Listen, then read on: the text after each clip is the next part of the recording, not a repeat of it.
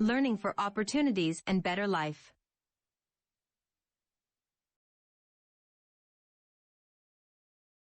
السلام علیکم. امیدوار ببرگزایی هستم. در ویدیوی آموزشی ساختن تیبل های مایکروسافت اکسس با شما هستم. بدون شک تیبل ها ستون فقرات یک دیتابیس می باشند. معلوماتی که در یک تیبل ذخیره می شوند در ستون ها و قطارها تنظیم می شوند که در اکسس ستون را فیلد و قطار را ریکارد نامیده‌اند. این تیبل ها اساس معلومات را شکل می دهند که بر بنیاد آن تمامی امورات بعدی انجام می شوند. ما می توانیم تیبل ها را با هم لینک ارتباط داده تا روابط بین تیبل ها برقرار گردد که بعدا ما می توانیم که دیتای موجود در تیبل ها را با واسطه فارم، کویری و رپورت پرس‌وپال نماییم. در اکسس ساختن تیبل بدون ساختن دیتابیس در نخست امکان پذیر نیست. یعنی هرگاه خواهان ساختن یک تیبل می باشیم، نخست باید دیتابیس ثبت شده را باز و یا دیتابیس جدید را ایجاد نماییم. قسمی که در ویدیوهای آموزشی اکسس گفته آمدیم که دیتابیس به مثل یک فولدر می باشد که دارای آبجکت هایی چون تیبل، فارم، کویری و رپورت می باشند.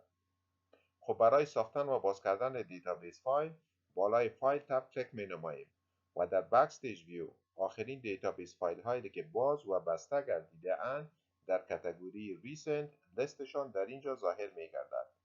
از لیست دیتابیس فایل مورد نظر را انتخاب و آن را باز می نماییم. نام دیتابیس فایل باز شده در تایتل بار اکسس ظاهر می گردد که نشان دهنده دیتابیس فایل فعال می باشد که در این دیتابیس شما آبجکت های تیبل، فارم، کویری و رپورت را مشاهده می کنید.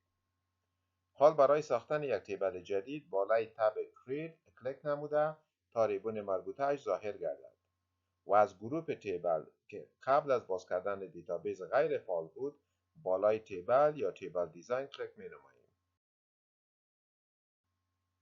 هرگاه در صورت خواهان ایجاد نمودن یک دیتابیس فایل جدید باشین بالای بلانک دیتابیس کلیک نمایید و بعدا بالای کریت کلیک نموده تا به صفحه دیزاین نمودن تیبل داخل شوید و استراکچر دیتابیس خود را دیفاین و دیزاین نمایید. شما می توانید استراکچر تیبل خود را به دو طریق دیزاین نمایید: طریقه تیبل و دیزاین تیبل. تیبل که می توان دیتا شیت ویو هم نامیدش، در این طریقه شما فیلد های تیبل را مستقیما در تیبل جدید دیفاین می نمایید. هر تیبلی را که شما به وجود می آورید دارای یک فیلد آیدی می باشد که بخشی از فیلد پرایمری کی تیبل مطلوب می باشد که برای شناسایی و ذخیره کردن ریکارد ها در تیبل دیتابیس کار می کنند. با طریقه دیزاین تیبل جدید را در دیزاین ویو به وجود می آورد که فیلدها و دیگر امورات پیشرفته دیزاین نمودن تیبل را تعیین کرده می توانید. من در اینجا یک تیبلی را دیزاین می نمایم که دارای فیلدهای نیم، فادر نیم، سلری و دیت آف برث یا تاریخ تولد می باشند.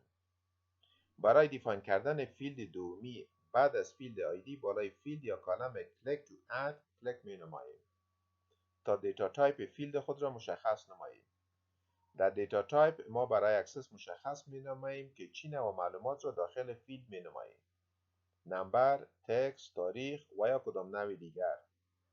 من در اینجا چون فیلد اسمای اشخاص می باشد و اسم ها متشکل از حروف الفبا می باشند، بنابراین از لیست شارت تکست را انتخاب می نمایم که آیکن پهلویش هم نشان دهنده حروف الفبا می باشد. با انتخاب نمودن دیتا تایپ اکسس از شما نام فیلد را می خواهد که من در اینجا نام را به انگلیسی یعنی نیم تایپ می نمایم.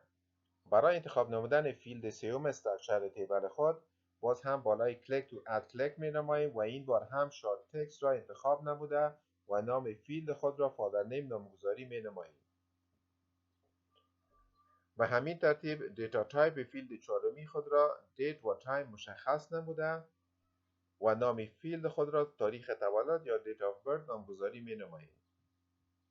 و برای دیتا تایپ فیلد پنجمی خود باز هم بالای کلیک تو اد کلیک نموده و این بار دیتا تایپ خود را نمبر تعیین نموده و نام فیلد خود را سلری تایپ می نماییم. خب برای این تیبل ما 5 فیلد کفایت می کند. حالا ما می توانیم معلومات خود را داخل تیبل خود نماییم. با داخل نمودن ریکارد ها فیلد آیدی ما به طور خودکار شماره بعدی را به خود میگیرد، زیرا دیتا تایپ این فیلد آدو نمبر می باشد.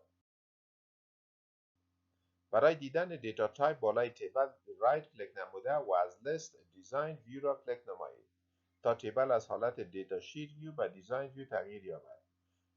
شما می‌بینید که دیتا تایپ آیدی ما آتو نمبر می باشد و همین دلیل هر ریکارد به طور خودکار شماره زده می شود. هرگاه خواهان دسترسی یافتن به دیتابیس فایل های مورد نظر خویش با آسانی و بدون سرگردانی باشید، بالای دیتابیس فایل مطلوب خویش رایت کلیک کرده و از لیست Add to Favorite را کلیک نمایید. با این کار تمام دیتابیس فایل های مطلوب و مورد نظر شما در فیوریت تب اضافه می گردد که با کلیک نمودن تب فیوریت لیست دیتابیس فایل های مطلوب ظاهر می گردد. این کار ضرورت جستجو نمودن آنها را منتفی ساخته و از ضیاع وقت جلوگیری می نماید. Learning for opportunities and better life.